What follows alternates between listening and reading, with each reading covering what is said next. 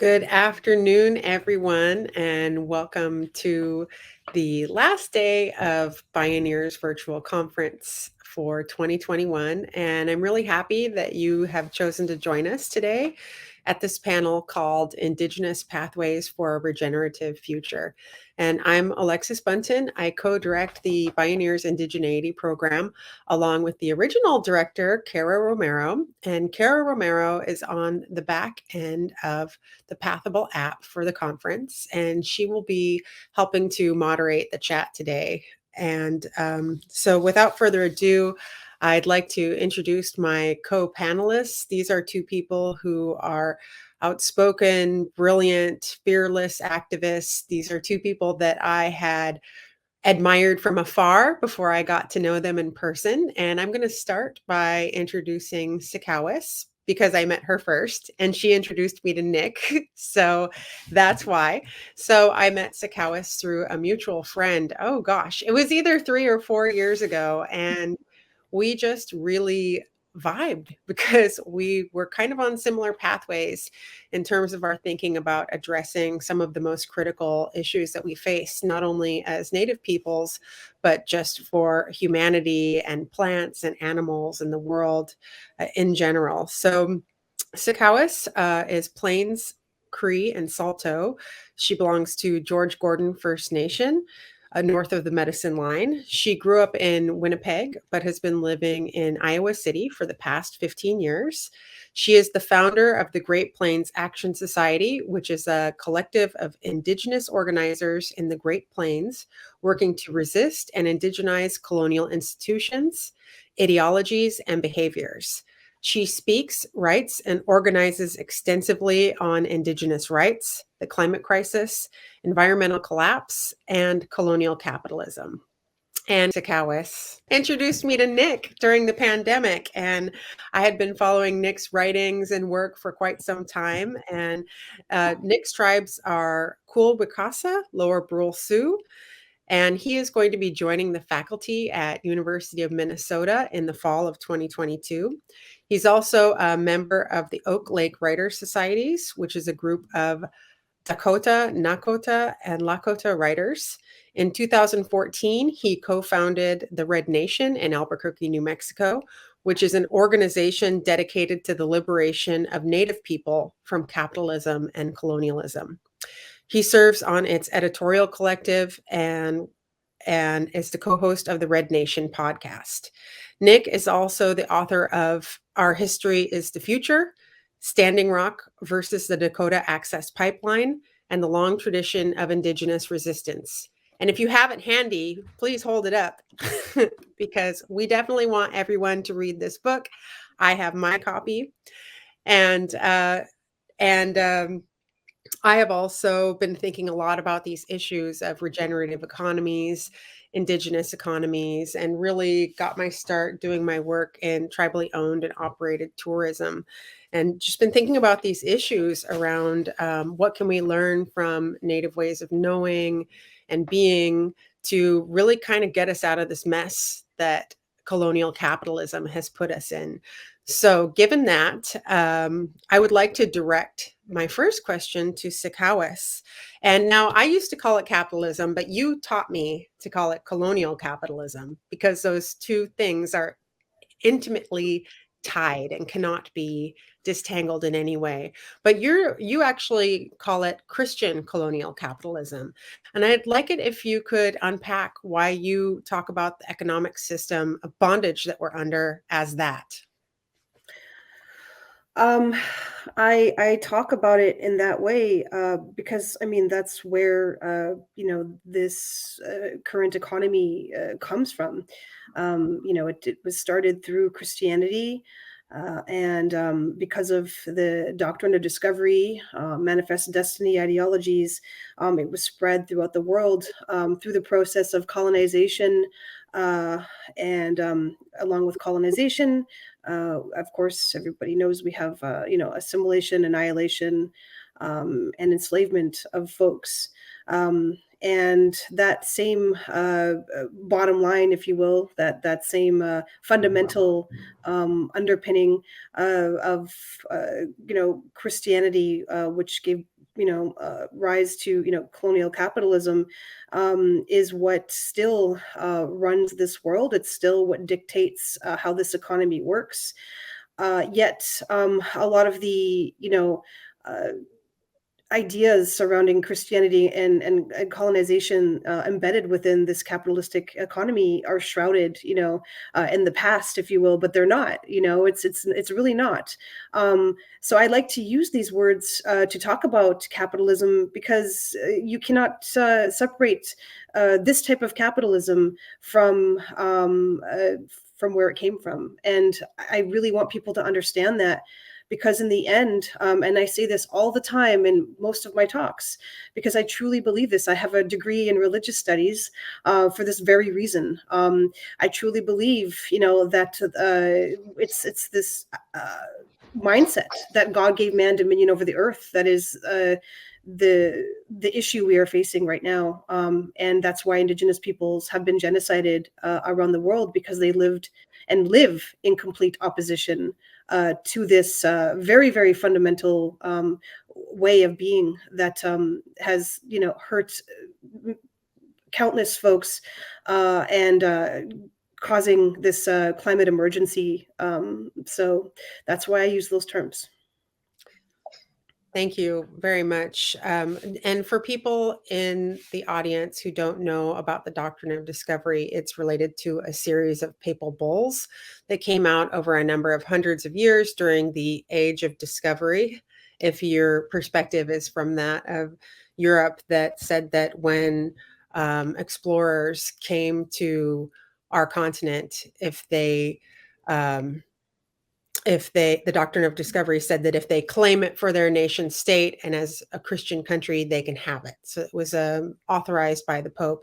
And also, I've thought about this a lot as well, Sakawas, especially in terms of the climate crisis, that idea of God giving humans dominion over the earth has been interpreted largely as that humans can take its resources for ourselves, not that we are in relationship with all the plants and animals and we have to hold up obligations. So I think that really causes a cognitive blockage in people's minds when we think about climate solutions, because subconsciously, if people subconsciously believe in this Christian idea, whether you're Christian or not, you grow up in this nation that humans have dominion over the earth, then automatically it's an anthropogenic problem. But people, when they realize it's an anthropogenic problem, human caused, then they feel this guilt, and it's kind of a stopping point. But I'd also like to turn it over to you, Nick, if you have any thoughts about this question. Yeah, I think both of you laid out some really good premises of what colonial capitalism or Christian colonial capitalism is and how it functions. But I think one of the things that you both pointed out is that it started off as a global system. The doctrine of discovery literally divided the world between Christian and non-Christian parts of the world, and then thus opened up certain areas for extraction, for colonization, for enslavement, etc. And it included, it was a continental process. It tied Europe to Africa and Africa to the Americas, right? So these become the foundations of our modern global capitalist system. And, the undergirding ideology of which is, as Sakawas pointed out, this kind of Christian supremacy doctrine that's codified within the doctrine of discovery. And we may laugh at it, that this 16th or 15th century papal bull is outdated and arcane, but nonetheless it has been normalized and sort of codified within what we now know as federal Indian law. So federal Indian law is premised on a theocratic tradition stemming from the 15th century that essentially says that Native people don't have access, don't have full rights or full sovereignty to their land, and thus aren't considered full human beings, let alone nations of people. And so I want to just kind of think about it historically. So in 1840, the United States had the largest or the highest gross domestic product in the world. And we often think of the United States as global superpower, maybe in the American century, in the 20th century. But by 1840, it had already accumulated the largest gross domestic product. And why is that? Right? This was due to the lucrative enterprise that was known as the Cotton Kingdom of the South.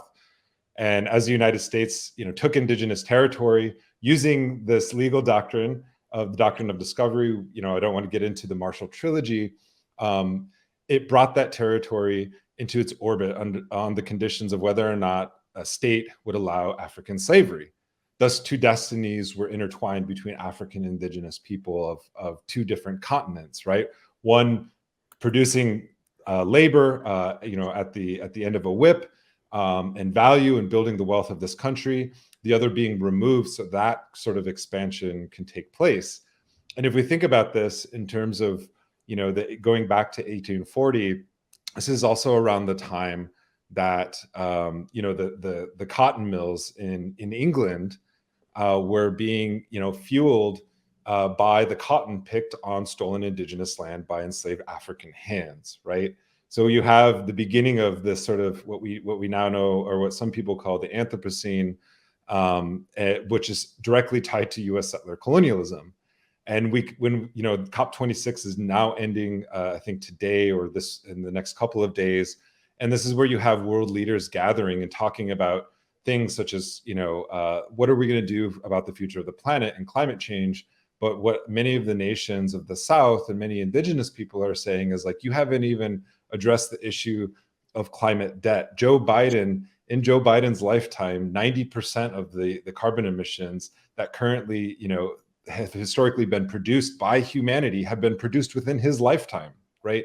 And so we see an acceleration of which, just within the last 70 years, and I think it's somewhere between when Barack Obama ended his presidency in 2016, we've also seen the production of about 30% of global carbon emissions. And so in some senses, we think of colonialism as this kind of territorial acquisition. But I think what leaders, especially of indigenous movements and of the South, have said is that colonialism is also a colonization of the climate itself and the atmosphere itself, because these are historic debts. And so you can't just, look at the past and say we were backwards then, but we have to look at the present and see just within the last 30 years how we got to this point.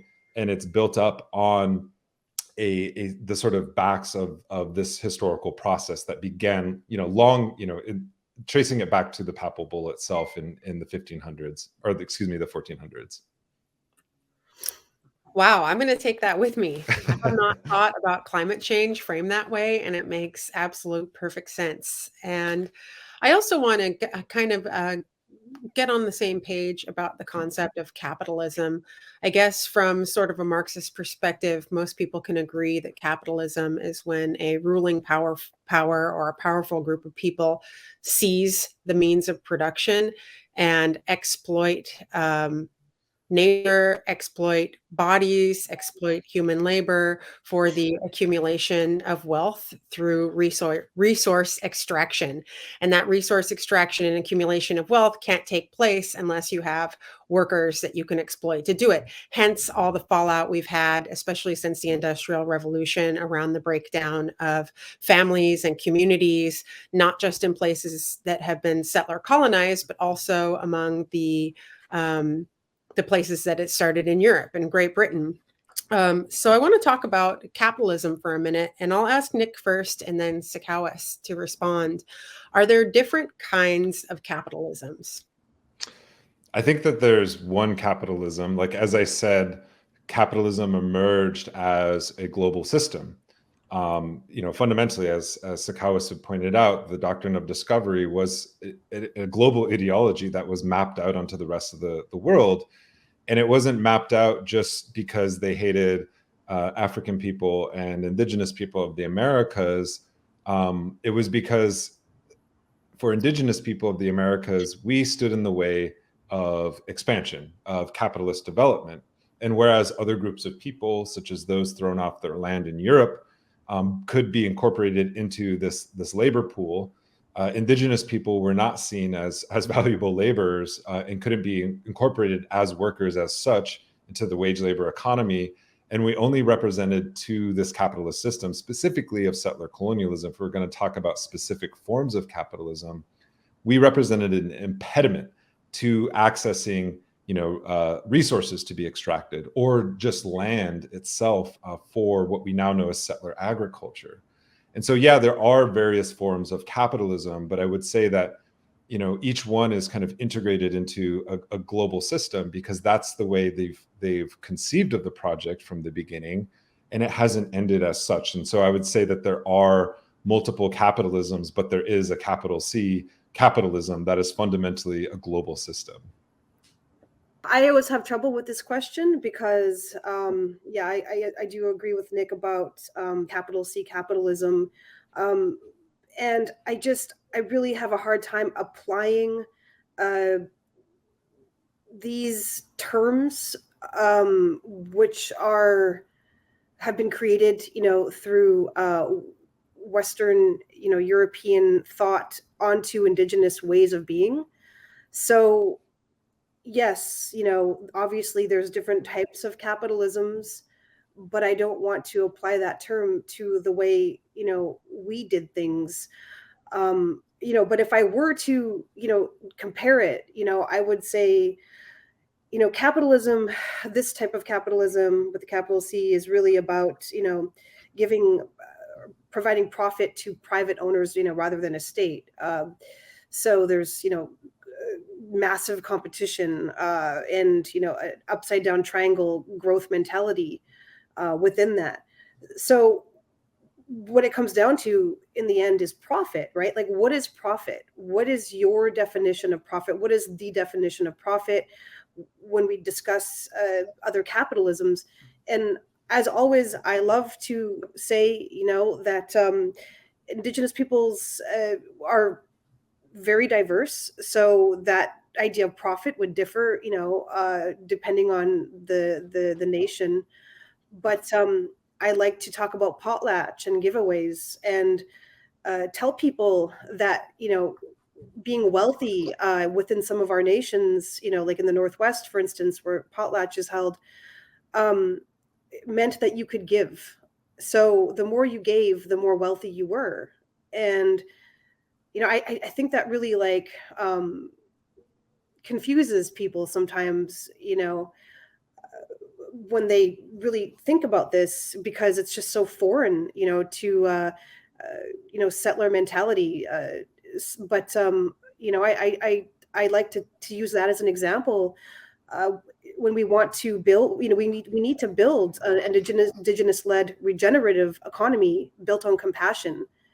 That's the only way we're going to get through this climate emergency with almost 8 billion people on this planet. We are in a crisis that is not going to necessarily be solved with science and greenwashing tactics like CO2 pipelines.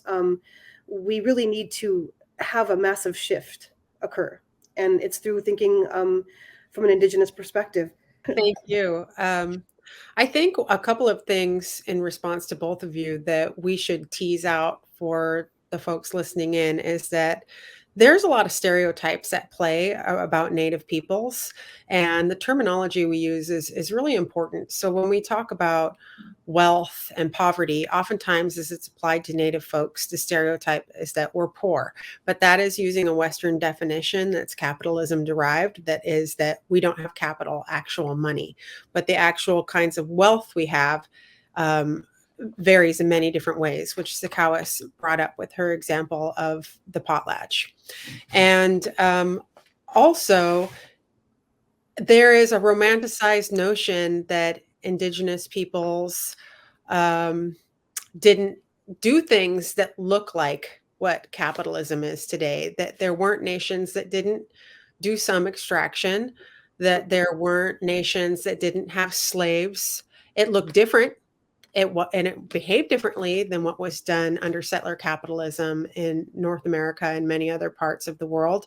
But there were things that were almost kind of analogous to aspects of how we define capitalism. So we should never apply these stereotypes to Indigenous peoples. But if we dig more into specific examples, there were ways that wealth was distributed that across people that were part of larger belief systems that also included spirituality and religious belief systems for maintaining balance in the world and keeping the world working from year to year. And I guess on that note, we should also distinguish that from there are many tribes that are wealthy and like corporations, like our Alaska Native corporations, that take part in this system of capitalism with a capital C. And in some cases, they apply, in many cases, and more these days, they apply, for lack of a better word, what you might call traditional values to guide their business decisions, which does result in oftentimes in more ethical, planet friendly, human friendly, regenerative business decisions that don't just look at extraction. However, here again, those people that got those Western educations that are doing these things, we've also have intergenerational trauma and generations of assimilation. So sometimes their minds are internally colonized and they start to act out capitalism as a capital C, taking huge checks, not distributing it enough among their people.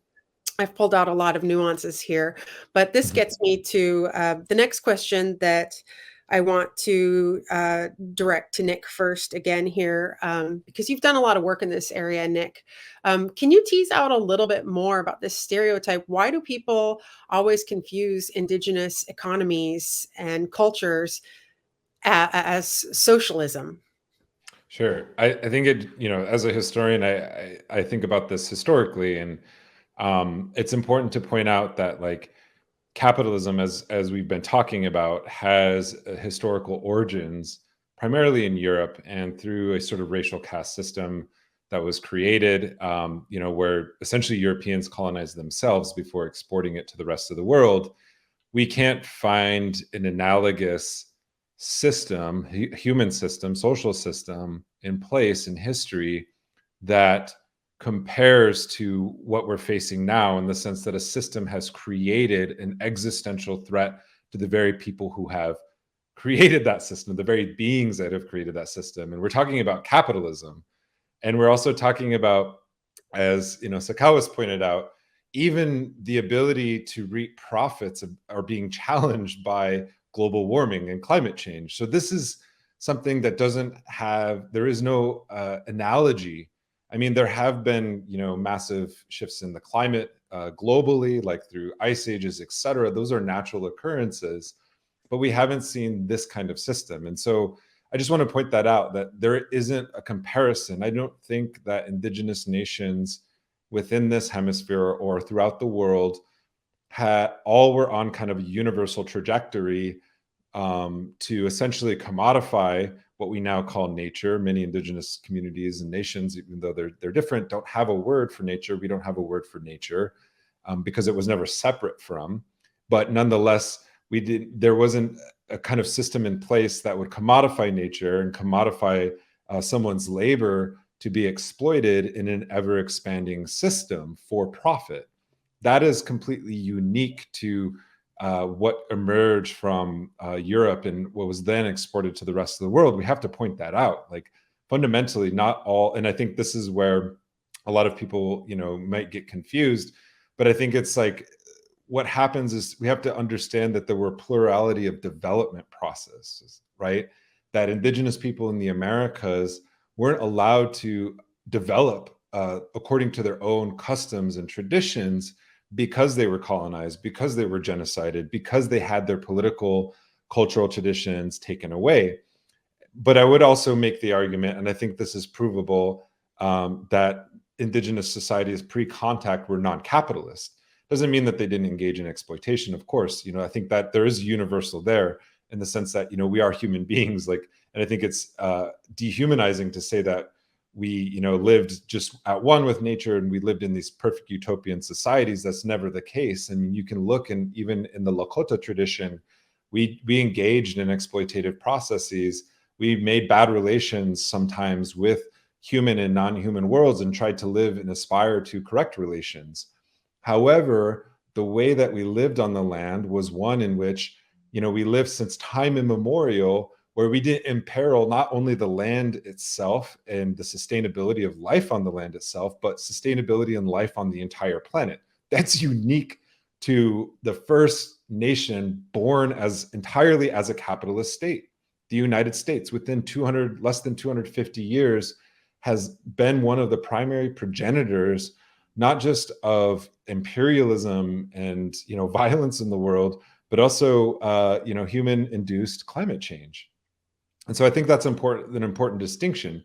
But you also make an important point as well, Alexis, that the values, traditions, the culture, the languages, everything that arose from what we would call a non-capitalist way of living, those values, those systems, those ways of living, they arose from an aspiration to live sustainably and in good relations with the rest, with the non-human world, or what we would know as nature. And when capitalism came and replaced that with a for-profit thing, we're left with the remnants. And so I think that there is, on one hand, it doesn't mean that we can't be capitalists, but on the other hand, it does lead to a sort of foundation for a non-capitalist and anti-capitalist way of living that we could aspire to in the future. Okay, I have 2 follow-up questions for you, but I want to give Sakawa a chance to respond first. Responding to Nick's, yeah, or anything thus far. Otherwise, I will direct a question to you. I'm just really happy to listen to everybody speak and have a chance to speak myself. And I was kind of just listening in a very engaging way and not really thinking about questions. I was just learning. But I agree with all of that. Of course. I mean, I really think that we need to stop applying, again, just because it's not the term capitalist and we don't want to apply it to our indigenous nations' economies. We also shouldn't be applying socialism and communism and all these other terms that are always being used to try and describe who we are. And I think that's rather dangerous as well, because the term socialism here and communism here in the US, as we know, historically has a very bad rap. And so I think that it's actually quite a racist, viewpoint then to assume that indigenous peoples just live in complete opposition to capitalism. And so that means they're socialists, that's not it at all. It's not even close to, how we live. It's much more complicated than we can describe with other people's terminologies. So yes, I think that we need to have more conversations like this. We need to have more indigenous peoples gathering, discussing, economies that have been, almost lost, essentially, and reviving, these ways of doing things. I really want to move beyond thought and into action in these ways, which is why, I do SOCAP every year, and I love being here at Bioneers. And I hope that we can have, these more actionable steps moving forward to really revive and thrive within these types of economies. I think that the distinction between applying capitalist or socialist to more traditional indigenous economies and ways of thinking about economies is really lies in the definition of capitalism. We say it has to have the constant accumulation of wealth. I remember being younger and hearing in the news, we're always wanting the Dow Jones to constantly rise. Like, it can't just stay in one place. And if it stays in one place, then your economy is stagnant. And in my own mind, I borrowed a metaphor that's been used in evolutionary biology. It's called the Red Queen hypothesis, that species are constantly evolving things to outcompete each other or not get eaten or to eat more. But I feel like capitalism is that way too. And if you have, I don't know if you guys have read Through the Looking Glass, there's that scene where Alice is on the chess board with the Red Queen, and they're running and running and running and running and running. And Alice asks the queen, why are we running so hard? She's like exhausted. And the queen is like, we have to keep running, because if we don't keep running, we have to keep running just to be in the same place. And that's what capitalism, living in a capitalist society, feels like to me. You know, we call it the rat race for a reason. And I think that in a lot of indigenous tribes and communities and belief systems, it's not about running to stay in one place. It's about creating balance within the place with all the living and non-living things that are already with you. And I think that's the distinction. And the word regenerative is a really fancy word. First time I heard it, I thought it was really fancy, but I think it really encompasses that idea. So to that end, I know, Sikawis, you mentioned something about an indigenous compassion led way forward to like think about getting out of this mess. And Nick, you said something very similar. So I'd like to throw that back to you, Sikawis and Nick, just to offer some feedback on that. How can people learn from this, or what are some ways we can move forward? Just a little question. How do we get out of this mess? Capitalism is the laziest way of doing anything. Because it comes down to gaining profit. That is the end goal forever for anything within capitalism, and doing it, and to have ultimate profit, to gain is, always, if profit is always that bottom line, then you have to do everything as cheaply as you possibly can, and there's very little finesse, involved with how business is done. For instance, I imagine right now, clear cutting, right, or building a suburb, or just developing some land somewhere.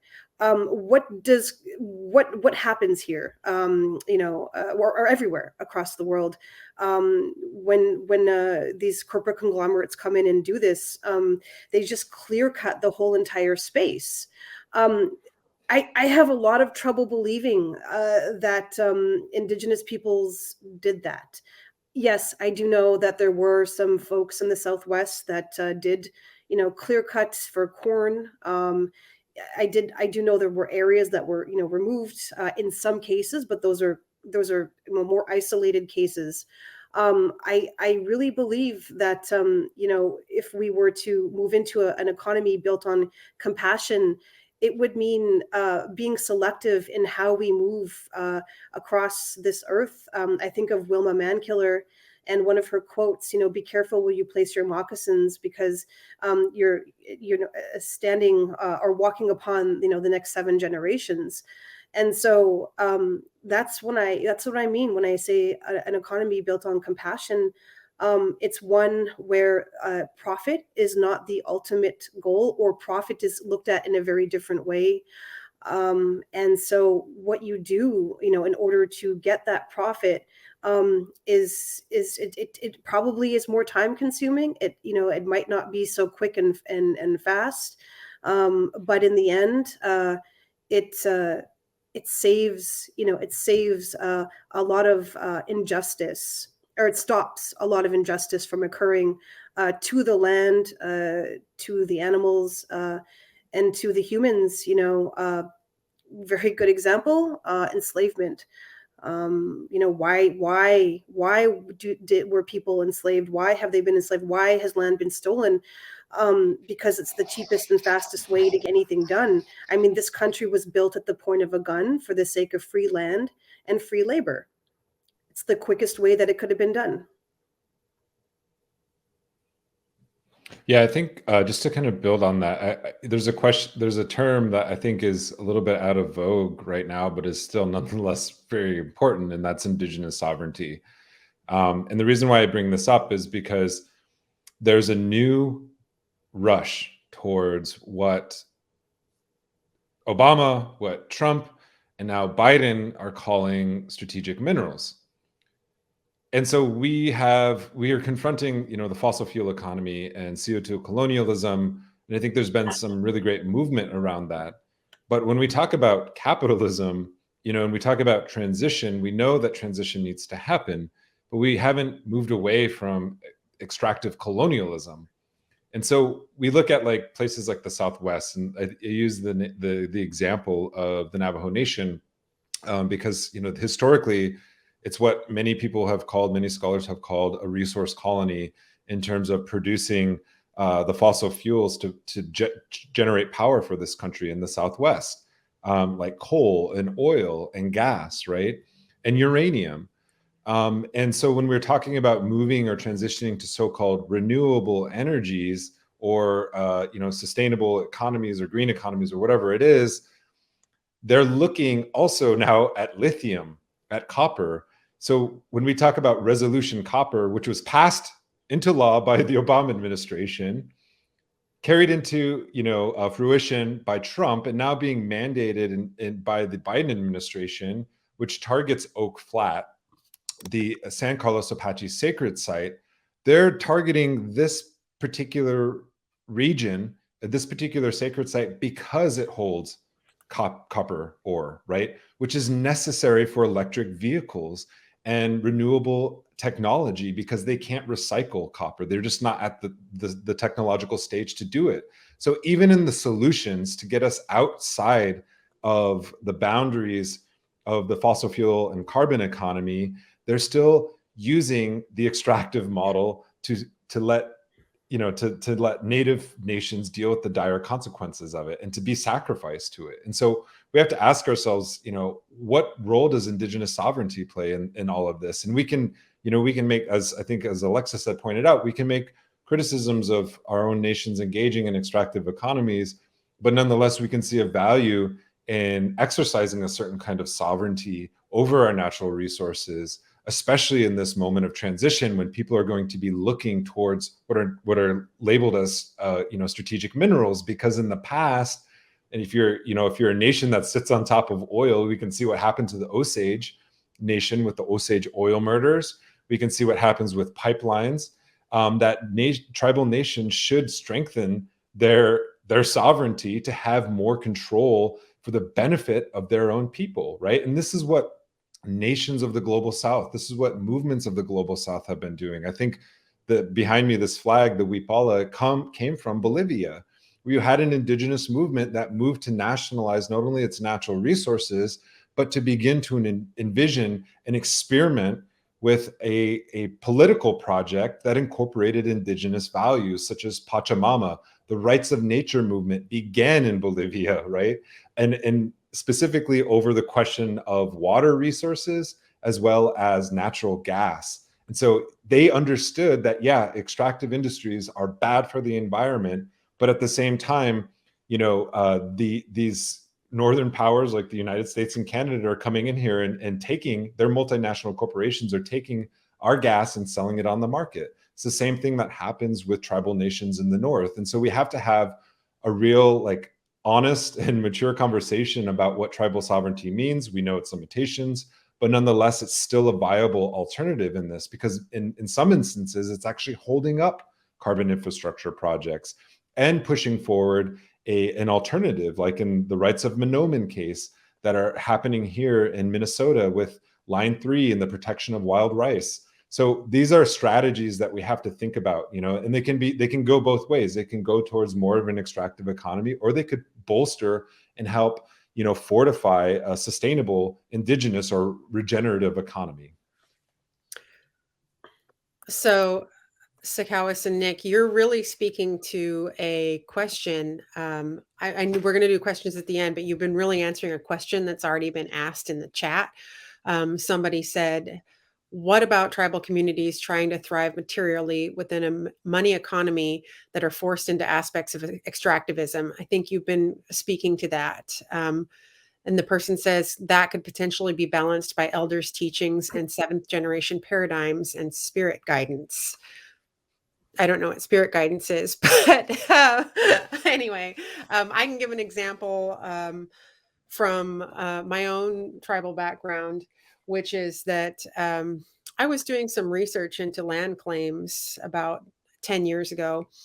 12 years ago. And I found, because in Alaska, we had the Alaska Native Land Claim Settlement Act in 1971.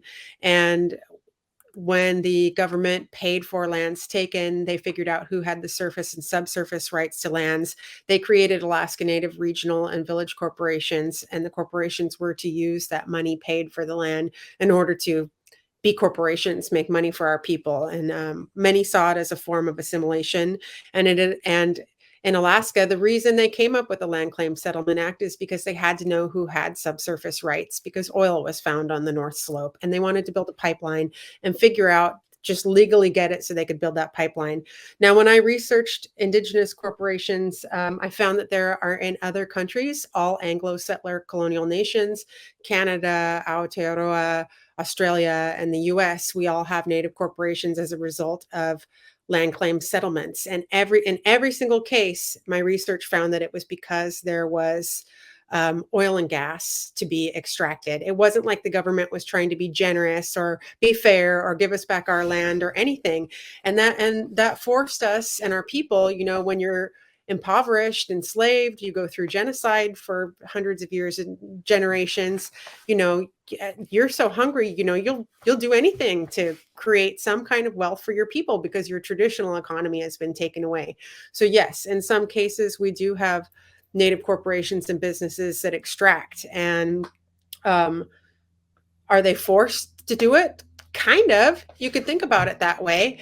But can they get outside of that? Yes. So my Native corporation, Bristol Bay Native Corporation, and I've talked about this at Bioneers before, has fought off Pebble Mine, the largest open pit copper mine proposed in North America, by companies that have no experience in open pit mines. They have experience in extracting and exploiting and hurting Native communities and destroying watersheds and environments. But we've fought them off. And it's because when our corporation regrouped, now they're one of the wealthiest corporations in Alaska, but at some point we almost went bankrupt when I was a kid. They brought the elders together. They were very specific about who's on our board of directors and making sure that it's led by elders who have the values and the lifestyle of our region, that they decided to make everything based on fish first, because our traditional economy has always been based in the sockeye salmon run.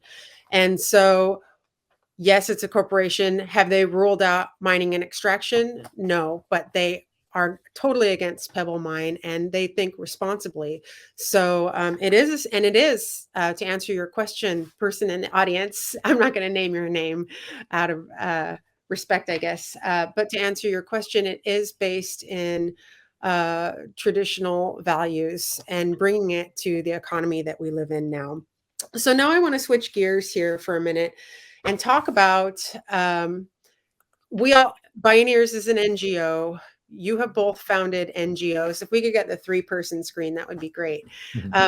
And we have been through the system that we live in. We have been put in very marginalized positions that we shouldn't be in.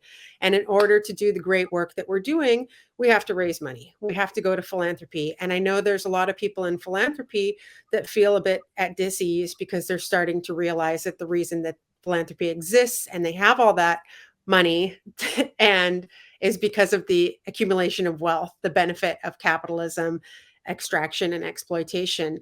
But philanthropy is changing a lot. So I wanted to ask both of you, and in no particular order, whoever wants to go first, what can philanthropy start to do to address these structural problems that we've been discussing so far? Well, I guess I'll start by just saying that I always come from the perspective that philanthropy is often accumulated wealth at the expense of my people, lots of different people, even white folks themselves, right? It's not capitalism isn't just some kind of specific. It does target specifically certain groups of people and exploit them in certain ways, but I think the first answer to that question is to be honest, is you should have been paying taxes to begin with. And that your wealth needs to be democratized. We need to live in an economic democracy first and foremost. However, we also live in a system that is highly capitalistic. And when we have, or not just highly capitalistic, it is the ultimate form of capitalism, right? And so when we have organizations such as ours, we have tried to, get philanthropy money and stuff like that. But I'll just say fundamentally, our model isn't based on appealing to rich, mostly white people, to say that we're human beings and therefore we deserve some kind of reparations. But we have a membership model that's based on mostly people who are working class, who donate about $1 a month to our media projects. And so what we've actually encountered is that is a much more ethical way for us to go about fundraising, because we're beholden to a membership of people who, much like a union, versus the ruling class. We like your money, but we're not going to do it if you're going to put strings attached on it, or you're going to say racist things to us, or you're going to tell us how to be indigenous. And so I think we just take a more militant approach to it, just because we do need funding, but it's not a live or die situation for us, because we have a bottom up funding model versus a top down funding model, in the sense that our funding is contingent upon the people, the $1 a month donations of Joe Navajo on the reservation or whatever, and that's who we cater our services and our media to. And so that's kind of just been our approach to it. I do think philanthropy needs to change. I think it is changing in some ways, but I'm also, there's larger structural things of like just paying taxes. Like we should be taxing the 1%, but the wealthy aren't going to tax themselves out of existence. And so we have to have these kind of organizations and independent movement spaces to push for those kinds of things. I am a very big advocate, huge. It's really a passion of mine, about paying Indigenous people for their work, compensating them for their time and energy and their emotional labor. Our folks have our people have created a culture of resistance, from being at the front lines of countless environmental disasters, overdevelopment, and just continued encroachment onto our lands, for the sake of capitalism. And so we've been fighting in so many different areas, aspects of everything in these societies now for hundreds of years, and yet here we are still suffering from the highest rates of suicide, missing and murdered people, poverty, so many more. And one of those reasons is because we have to do everything voluntarily, or for free, so that we can help our communities. And you can't necessarily sustain that way of doing things when you're living in a capitalist society, because you need to work, you need to find ways to pay your bills and take care of your children. So people get burnt out. And this is why I want to pay people to do this kind of work, this change-making work, which is so undervalued in this society. Organizing is like considered something outside of capitalism, because it really is. It's about mutual aid efforts. With Great Plains Action Society, everything that we do, any type of action event, any type of educational work we do, we're always making sure that we compensate all of the individuals involved. I'm not expecting people to volunteer their time anymore, Indigenous people, because I want the world to know that this work it should be valued. That's the problem with the world of philanthropy.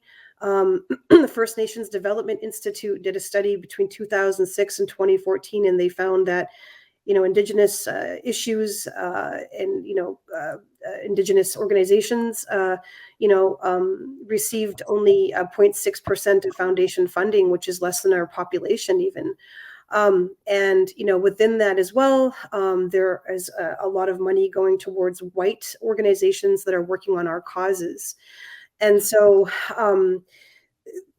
the erasure, the whitewashing that we face within this country is very great. And philanthropy, the world of philanthropy, they need to educate themselves and understand the great need there is for this money. Yeah, of course, we're still obviously participating in a capitalist system if we're exchanging, money, their money, whatever. That can't be helped. It's like saying, well, you're protesting oil but you're still driving a car. Well, it's because there's nothing else. But we can create these something else's if we have the means to do it. It's like, sure, land back, great. I've been offered 10 acres of land before. I declined it because I don't have the resources to take care of that land. What am I going to do with that?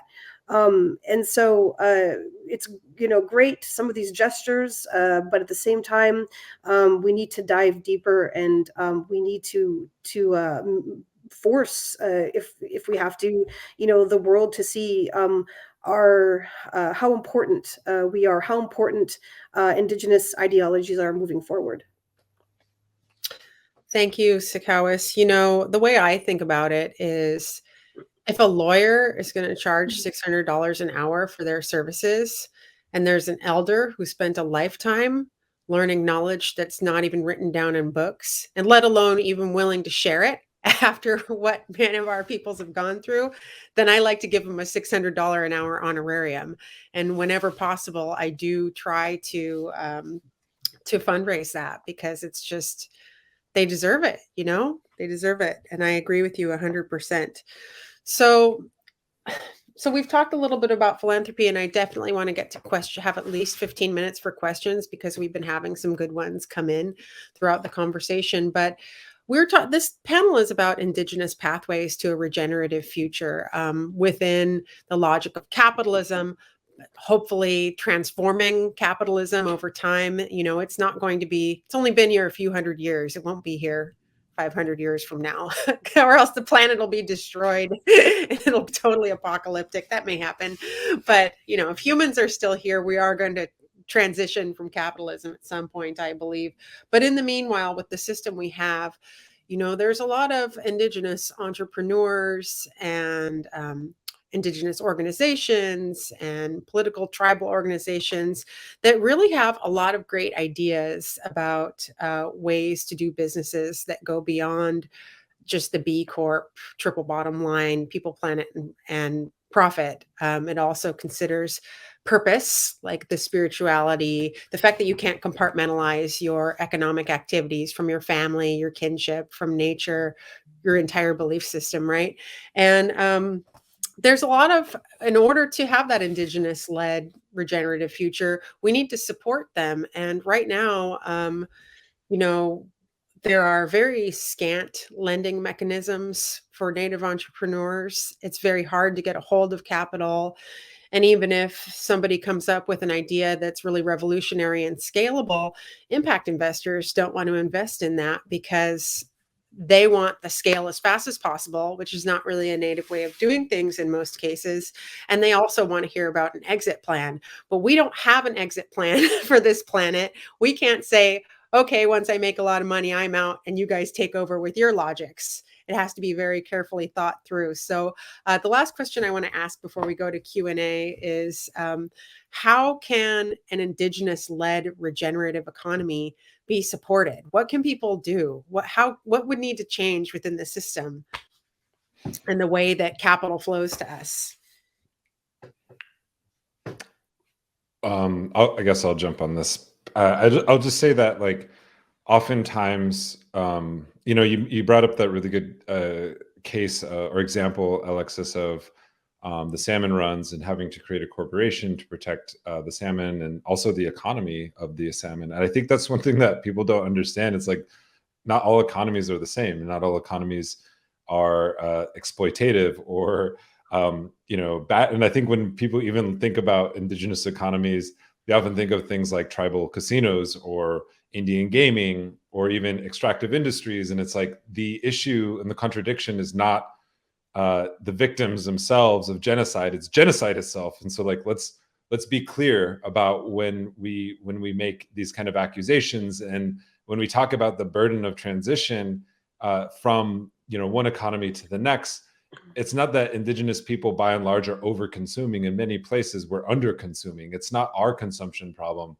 Even if you look at the class society that we live in, the top 1% are over consuming and have a much farther much greater carbon input than us. And so when we think about the things that we do, here, going back to Minnesota and the Anishinaabe and Dakota people who still use the rice fields, when we talk about building a carbon infrastructure like the last tar sands pipeline, Line 3, through these very highly fragile ecosystems, it's not just that it's just going to ruin wild rice and that's it, right? And this is the argument that the Enbridge has made. It's like, well, we're bringing in thousands of jobs. Like, what is your alternative?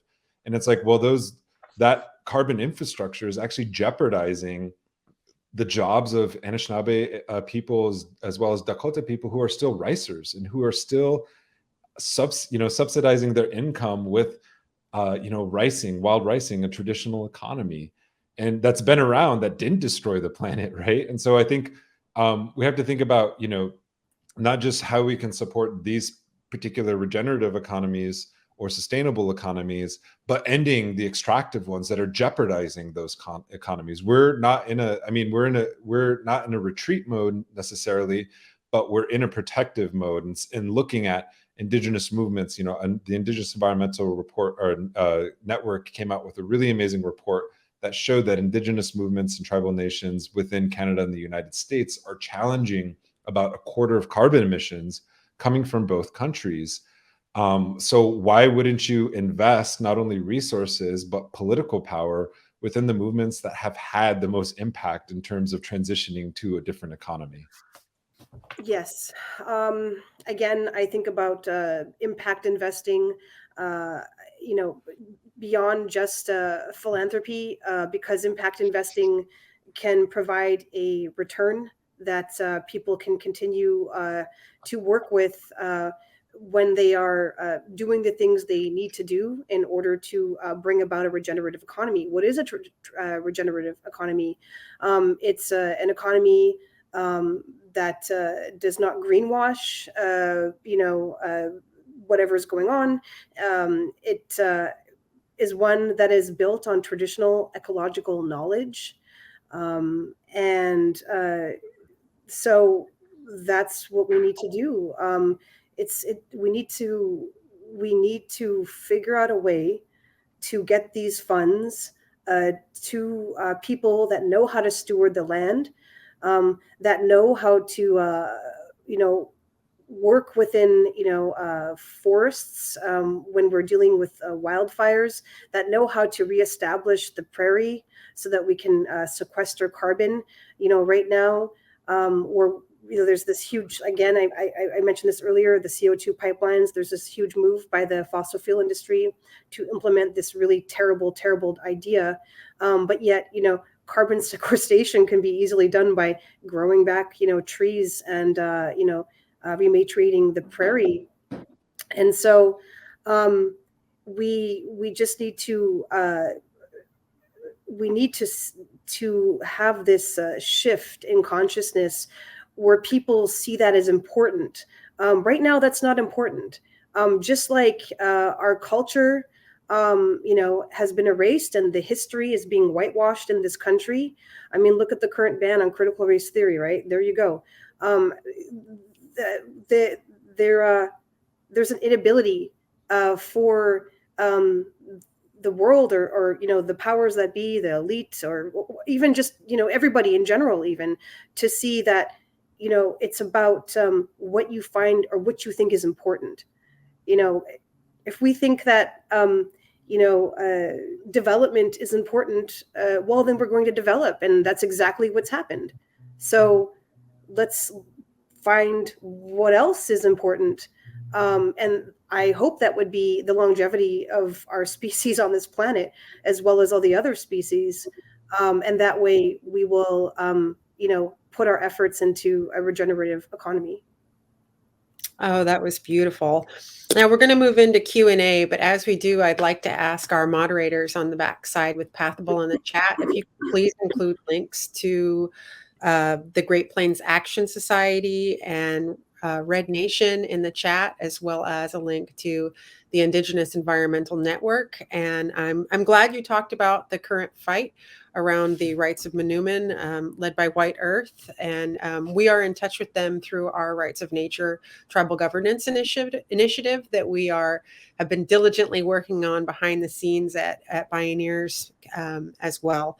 So I'm going to go to the questions now. And the first one is, it's a great one. Can you please talk about the Red Deal and its importance moving forward?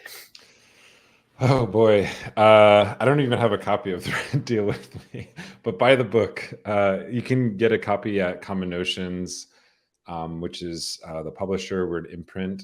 We actually run an Indigenous-led media project called Red Media, which is actually the NGO that I think Alexis was referring to. Red Nation isn't, but the Red Media is a nonprofit. And so that's where we publish a lot of our media stuff. We're working on books.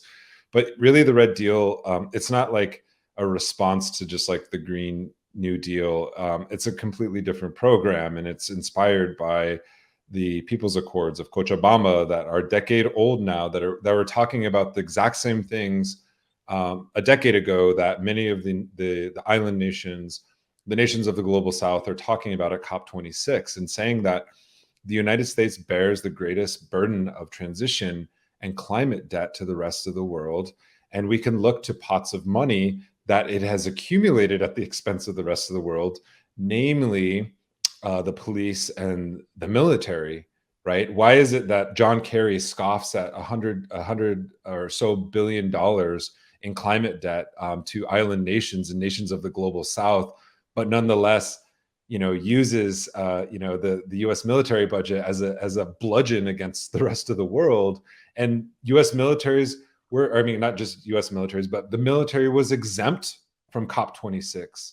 And why is that? Why is it that the United States has exempted its own military, which produces more carbon emissions than over 130 other nations, right? And so these are the things that we're talking about in the Red Deal. We could end homelessness, hunger, all of those things, access to clean drinking water. We could end those things tomorrow. The United States has the resources, but also the United States has a historical debt, not just to the people of this country, but to the rest of the world. And that's really what the Red Deal is positioning, is like thinking about a transition based on, what Sakawas had mentioned, traditional ecological knowledge. Those systems are in place, right? And when we talk about decolonization, we're not just talking about the overthrow of like settler colonialism or capitalism. We're talking about the amplification of Indigenous lifeways, and saying that Indigenous issues aren't just like specific to us as Indigenous people, but everybody drinks the same, drinking water. We all drink out of this. There's a common pot that we all use. And we know when that common pot is poisoned, that it disproportionately affects poor people and colonized people the most. So pick up a copy. It's a really short book. And we plan on doing more in the future. So check it out.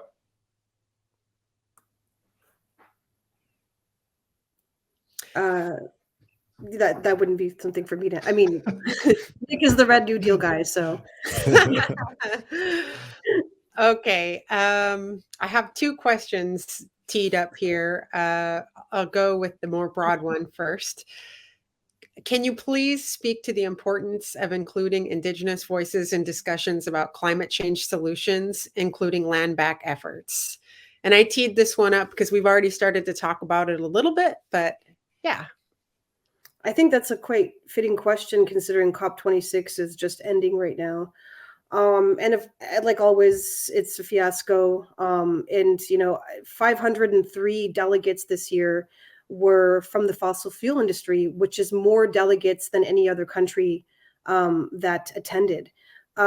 Why were they there? I mean, like, we don't really need fossil fuel delegates in these spaces because they have an implicit bias, and they are there essentially lobbying for their efforts because the world is really waking up to the fact that this type of technology is killing us and killing the planet. And so we can't have them in these spaces. These decisions need to be made without the interests of the fossil fuel industry within them. However, let's just be honest. People keep saying, why doesn't the government do its job? Why doesn't the government protect the land and protect the people? Why do they keep working with these corporate conglomerates on these terrible ideas that are bringing us to another mass extinction event? Well, it's because the government really is doing its job. This government has absolutely, not just this government, but governments around the world have absolutely been set up for this very purpose. I mean, let's specifically when we look at the US, this I mean, the process, the colonization process is about, stealing land and labor. And that is the premise for everything that has been done here. And that's what is continuing to be done. So why is anybody surprised? And so, this is why COP26 has this massive amount of oil lobbyers at these events, because they are in fact the same entity as the government itself, which I know is a very simplistic way of describing it, because we talk about that a lot. The government is corrupt and so on and so forth, but the government really isn't corrupt. They're doing their job exactly, and it's up to us to change that, by getting more Indigenous peoples in office. I'm very proud to see Deb Haaland doing the work she's doing, and by getting people out to vote, and getting the heteropatriarchy, out of these spaces. So it's we're working within a system that's not our system, a system that was stamped upon us, borders that were stamped upon us. They are not ours, but this is what we have right now. So we need to work from the inside and the outside. Oh, thank you for that. I had a lot of snaps for that one. So I'm hoping that we can answer 2 more questions in the next 8 minutes, and they will stop us abruptly at the top of the hour. And I'm going to start by answering one, and then we'll save the last 3 minutes for have a question with a 1 sentence answer each. So the question here that someone asked is, do you see hope that tribal nations in the North can be unified to change the definition of tribal sovereignty and have more control over natural resources? As separate nations within a nation, how do you see peoples achieving more autonomy/sovereignty? So we're thinking about that quite a bit with our Rights of Nature Tribal Governance work that we're doing with the Bioneers Indigeneity Program.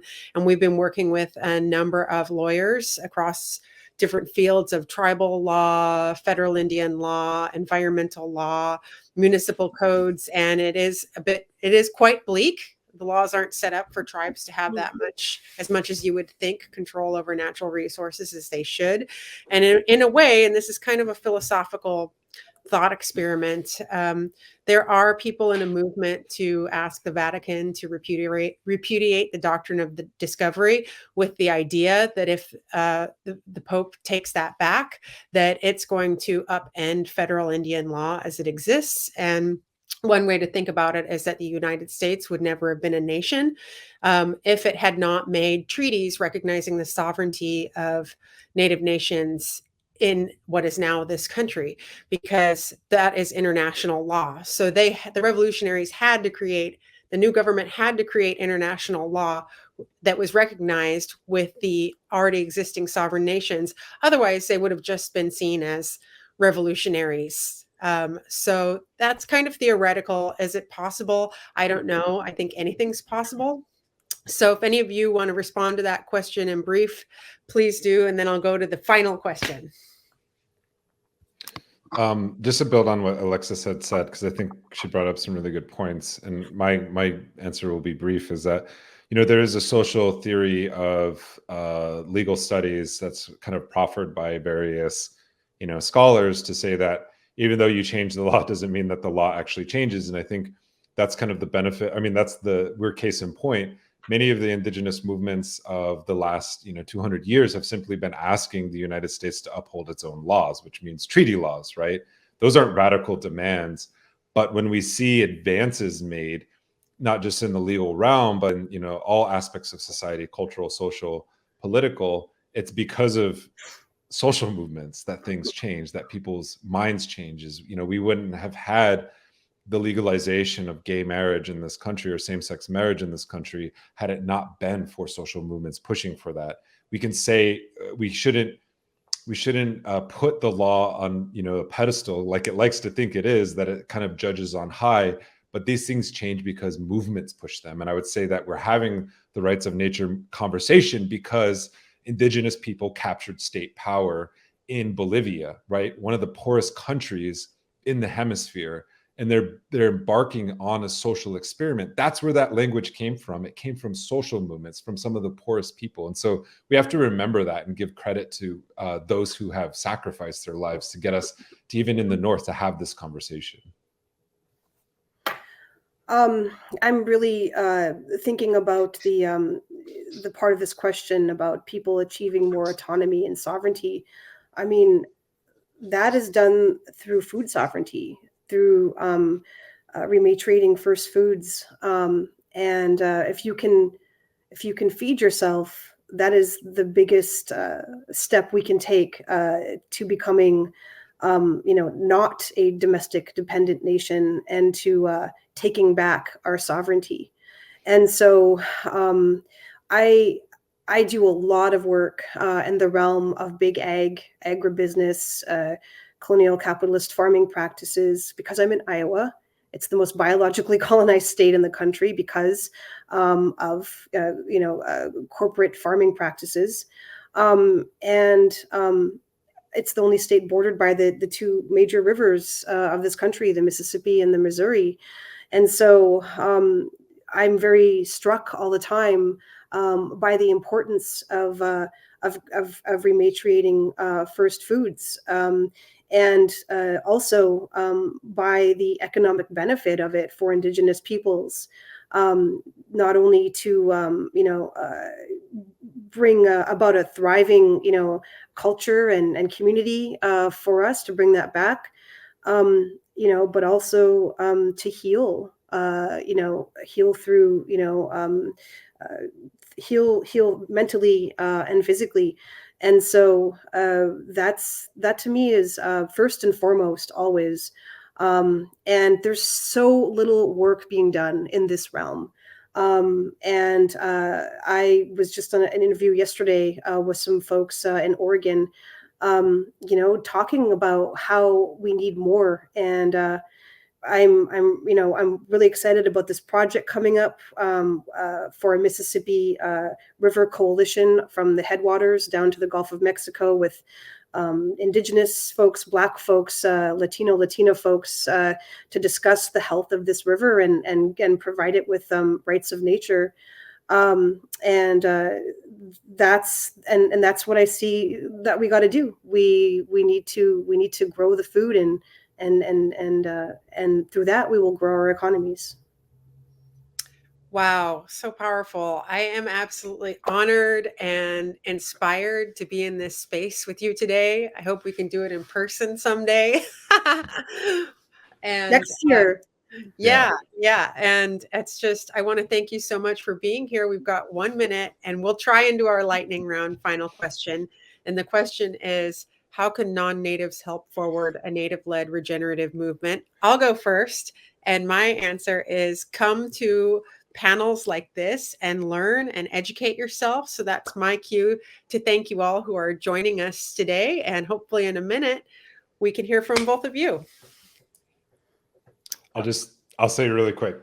So Red Media, we understand that many of our podcast listeners are non-Indigenous people, but we understand that decolonization just isn't about Indigenous people.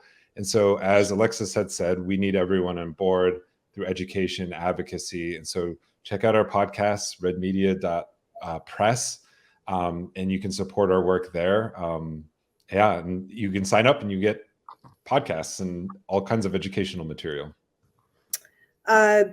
Non-natives, particularly, well, white folks, have a real connection to the places of power within this country. And I tell them all the time in different speaking engagements that the most powerful thing you can do is go fix that. And we got it covered here, but go fix that. Love it. They're going to cut us off. So thank you for coming. Really good to see you.